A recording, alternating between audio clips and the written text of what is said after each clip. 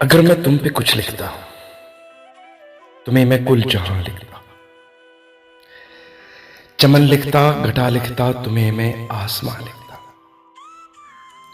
तुम्हें लिखता मैं शामों की, तुम्हें कोई सुनहरा सा समा लिखता।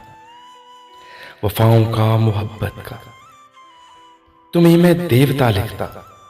सितारा तुमको लिखता मैं, कभी मैं माह लिखता, फिर तुम्ही को कहकशां लिखता। बुला के सारी दुनिया को तुम्ही मैं मन का शाह लिखता। तुम्ही को चाह मैं लिखता, तुम्हें लिखता कि तुम बिन ये जहां खाली, मेरे मन का मकान खाली।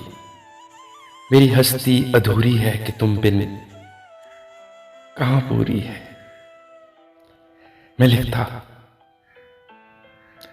कि मुझे लिखना नहीं आता।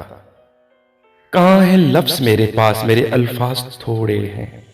मेरे शाहा, तुम्हारी शान ऊंची है, तुम्हारी जात ऊंची है। मोहब्बत जात कब देखेगी, भला औकात कब देखेगी। मैं सब कुछ हार बैठा हूं, तुम्ही पे वार बैठा हूं। मेरी औकात ही क्या है, तुम्हारी शान में लिखूं।